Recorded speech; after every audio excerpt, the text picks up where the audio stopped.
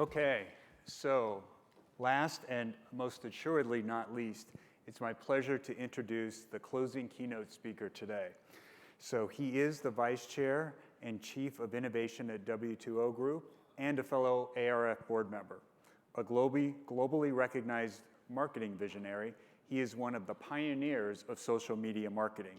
He's been published in various formats, including as an author of the books Pre-Commerce and Storytizing. Please welcome Bob Pearson.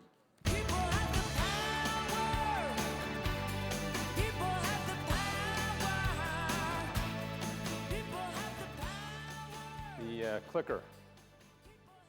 Actually, I think someone went off at the clicker there. Yeah. Oh, is it? Okay.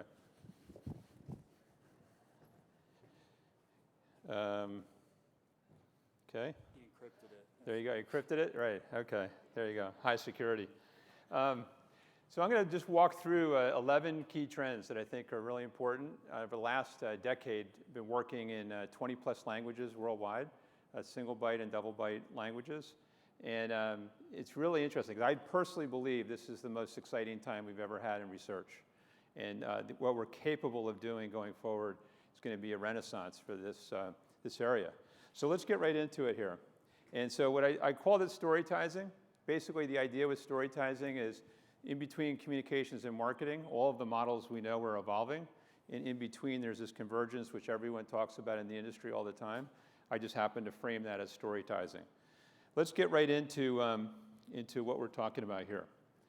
So we build algorithms for a living and have done that for years. And what we see, and you know this, is that human beings are not the snowflakes that they believe that they are. They all follow patterns. I always tell people that your parents believe you're unique, but we don't, you know? And so what you do is you can actually see how people follow patterns. And what that really means when you're building algorithms is people do the same thing over and over again. If there's a topic, we can't think of more than 200 to 400 questions about that topic. If there's actually an issue, we can't think of more than about 77 questions that we ask over and over again. If there's influencers in any country in the world, there's usually not more than 50 people who drive the majority of share a conversation. So the ability to get super focused and actually understand how human beings are actually moving allows you to get much more precise in what you do. So that's kind of cool. That's leading to something else, which is that qualitative research is extremely important. But when you actually combine it with subconscious behavior, we're really leveraging the full brain. And so what we're seeing is when you're doing subconscious behavior quantitatively first, and then doing qualitative work, the ability to be precise is off the charts. We often go to qualitative too quickly, and it can be done in a way that's even more effective. Campaigns are a great example of this, but that's a whole topic in itself. The next thing is the 1990 model, right? Created by a random group of people, maybe 12, 13 years ago, works worldwide. On the earned and shared media front, less than 1% of a market creates content, about 9% shares, 90% lurks and learns. But what we're seeing here is that you can now see exactly who these folks are. So yes, you can see who the influencers are. Everyone in the world talks about influencers all the time. That's easy to see who they are. But now we can see the 9%. We can see exactly who cares about your content or your brand and who's moving it by country, by topic, by subtopic, by language. And on the 90%, you can see who actually impacts search. Because if you deconstruct search, all it really is people and organizations putting out content that gets organized by really smart people in Mountain View, California. So if we just pull that back, you can actually see that. So you start to get into things like this, where you say, okay, if we know who the influencer is, who influences them? And it's kind of like an onion. I just keep peeling it, and we can start to see this. So the ability to see exactly who is shaping the industry, or the brand rather, that we care about is right in front of us, whether it's influencer, sharer, or the SEO experience. Now, the other thing that's happening, a couple weeks ago, I had a chance to interview two really interesting people. One was Mark McKinnon, who's done a lot of campaigns over the years, both sides, Democrat and Republican, and then I interviewed Brad Parscale, who ran the digital campaign for Trump. And what I said to him was, Brad, what's the one thing that you learned that other people didn't get quick enough? And he said, well, in 2012, 12% of people said that they got the majority of their information on a candidate from Facebook. In 2016, it was 72%. That's shocking when I thought about that. Now, it doesn't mean they weren't getting information from all over the place. They were. But they were starting to put more value in a social channel than mainstream media. So I'm not saying that's good or bad. I'm just saying this is the kind of thing we're seeing in terms of how things are starting to change. Okay? The next thing is audience architecture. How do we actually identify and track our exact audience? This is born out of looking at search and saying search is really inefficient. We love Google, we love Bing, like how Yahoo does it, but the reality is if you care about a brand, you care about a certain set of people that you want to be able to track. And the reality is you can now do that. And you can prospectively go out and say, which audience do we care about? What are they actually saying? And then how do we align to them? What that will lead to in the future is that research is going to be in the position to say, before we do a campaign, let's actually learn from our audience, understand what they're doing, what time of day they go online, what kind of content they like. We know everything about them, so we can now inform creative in new ways. And in fact, one of the council working committees that Scott has helped form is looking at how can research actually improve in terms of how it actually works with creative. There's a tremendous opportunity there. The other thing is you can start to see how an ecosystem works. This is just looking at a disease area in healthcare. So you can actually start to see which people feed off each other to shape behavior in a community. So in other words, what you see oftentimes in healthcare is that patients and physicians are actually off on their own having a conversation. They could really care less what the media is saying. They're already having the discussions they need to have. So the question becomes, where are those pockets of relevance, and are we even aware of what they are? And what we find is that we often aren't as aware as we thought we should be. The next thing is microsegmentation. Like you, I grew up with 5 personas. It always seemed like 5 personas is what we got. Not 4 or 6, but always 5. Not sure why. We all kind of know that that's, just something we made up. And so now in today's world, it's not that hard to actually have ends, the normative data sets of 1 million plus. It's easy to do them. You can do different ones if you want pretty fast. And so when you're actually looking at profiles against normative data sets, you can actually start to see what movie studios and others have been talking about forever, and probably a lot of people in this room are experimenting with, is the area of microsegmentation. So we're moving to 5,000 personas versus 5. And actually you can ladder those up and see exactly what is going on. The more important thing here is we're able to start to see what content people actually want versus what they're talking about with the brand. Because a lot of times when we're trying to reach people through paid media and normal means, we have our story and we're getting out there and we're telling it, but we're not actually looking at all the adjacencies they have. What other topics do they actually care about? This is reminding me, this particular slide, of some work we did with electric cars.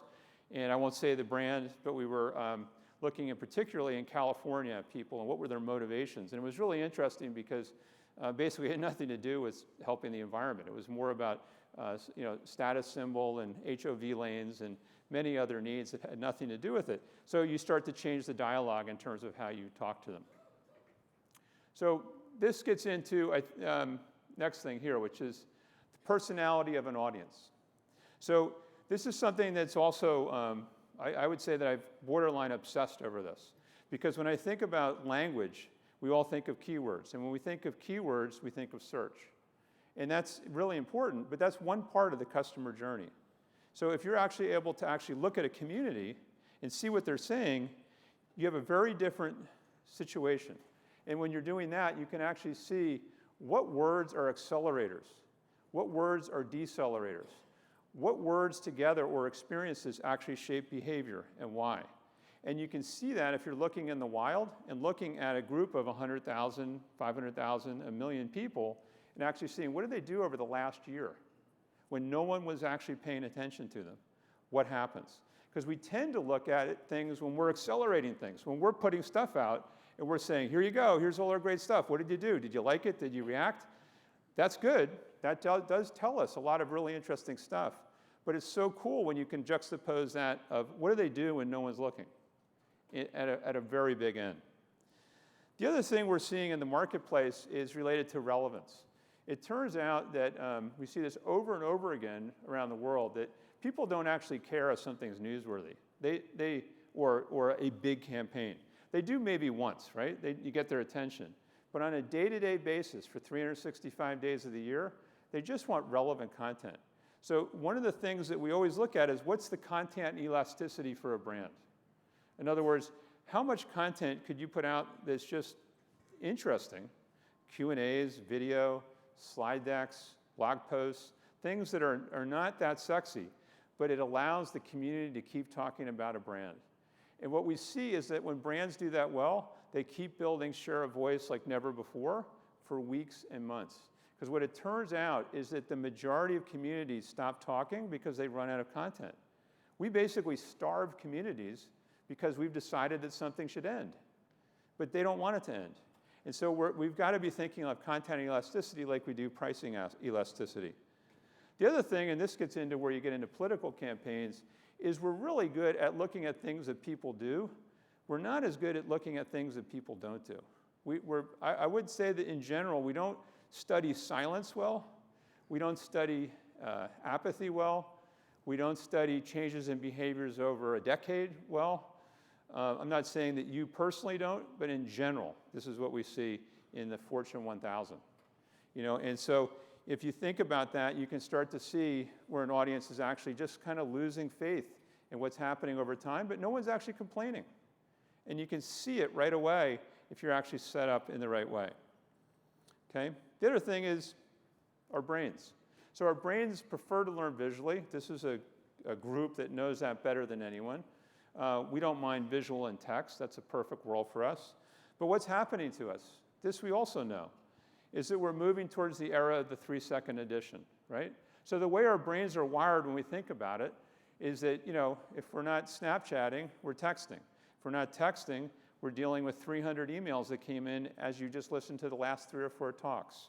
We're just constantly looking at things in a quick way. And so what we're finding, and this is actually, Facebook has actually made this point a number of times because they have about 8 to 9 billion video views a day, is that you have about 3 seconds to get people to hook in or not. So really, that's just the journalistic pyramid, right? Getting people's attention, then you have the ability to then go as long as you want. So one of the things that hit me in this is it's not about the length of a video or a visual experience, it's the ability to be relevant early enough to allow people to enjoy it. WOM is another area. One of the things we're seeing with WOM or word of mouth, is that we can finally see exactly what is really happening down to the neighborhood level. And this is something where I've hidden it, but to a little bit of a degree. But this is actually looking at what do Latina millennials in LA care about by brand, by street address, by topic, by influencer. So the ability to just parse this out is pretty straightforward today. We did an alpha in Texas. We were just doing it for fun. And we looked at how much media really matters in Texas versus the traditional approach. And we found for the 15 topics that matter that we looked at, there are 130 towns that matter. And we can see what towns matter by topic, by person. So in other words, if you're going to go do something in San Antonio, there's 19 other towns that you should be reaching out to because they also care about the same exact topic. So the ability to understand how to not only start WOM and measure WOM, it's right in front of us as well. It's pretty cool. So looking into the future, just for a couple of items here. One of them is object influence.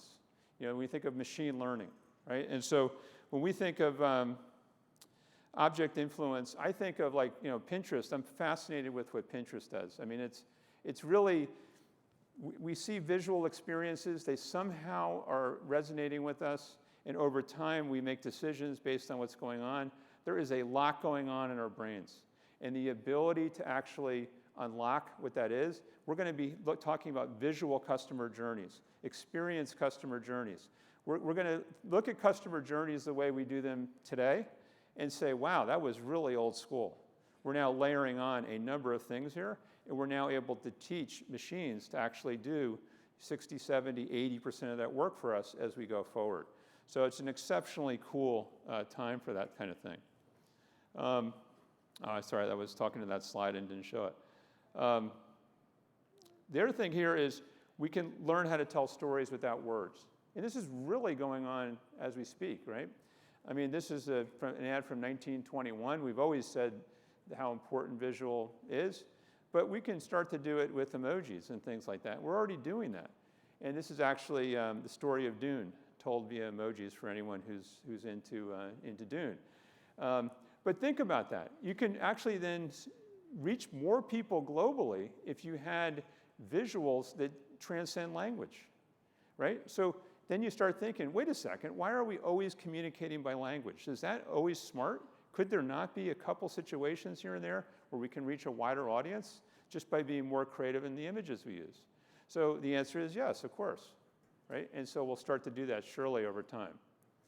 Thought leadership. This is something that's really pretty cool. Without getting into great detail, we just looked at one situation where we looked at 23 years of a topic to understand exactly how it had formed worldwide.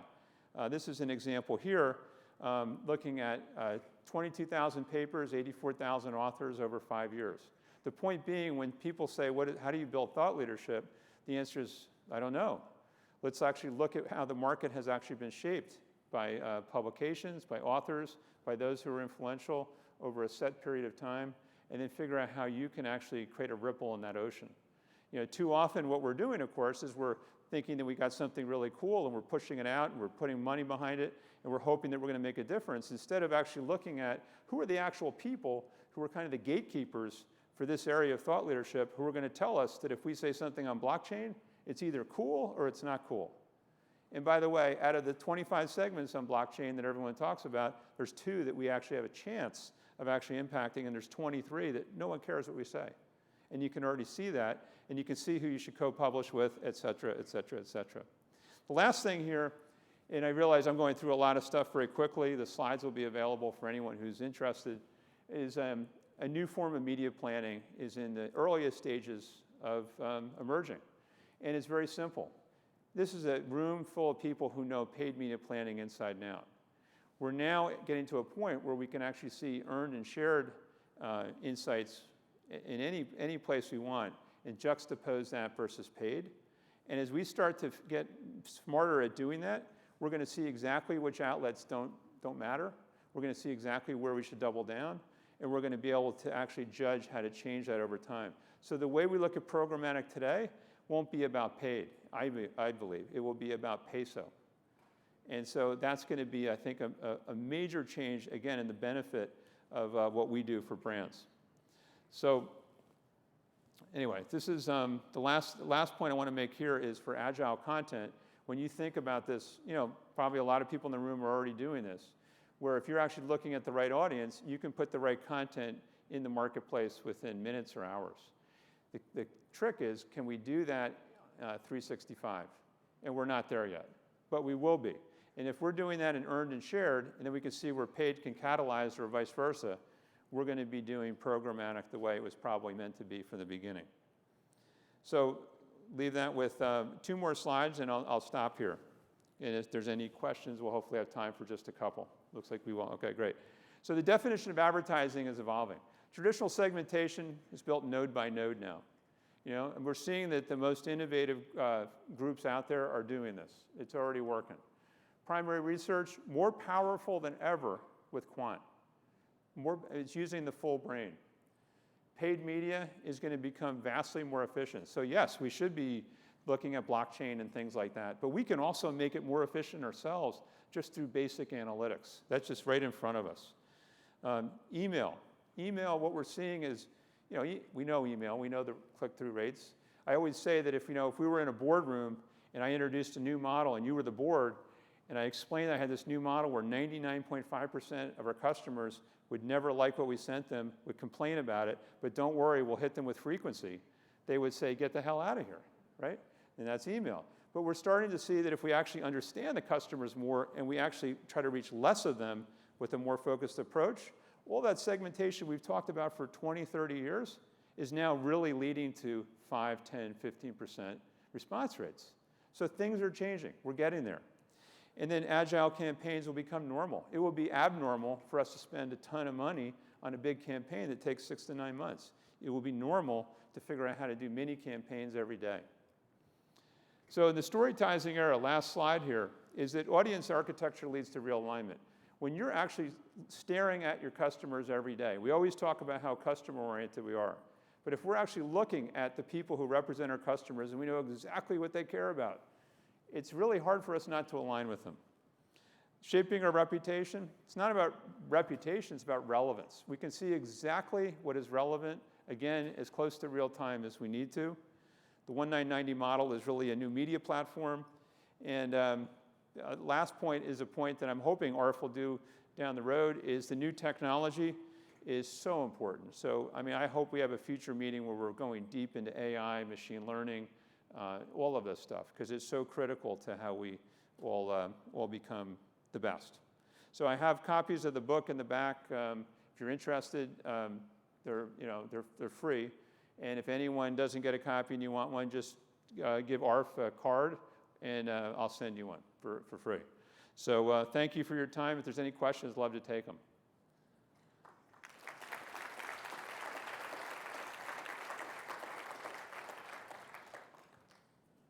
I realize I'm like right against the cocktail hour and the, guys are burnt. No questions? Okay. Well, it was a long day here, and I, again, appreciate the opportunity to speak with you.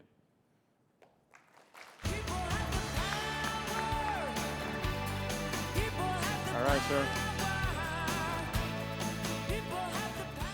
Okay, end of a long day, and thank you to both Bob and David, two of my ARF board members, and I consider myself really lucky to have such forward-thinking and energetic board members. The book, as indicated, is available if you're interested. The slides are also available.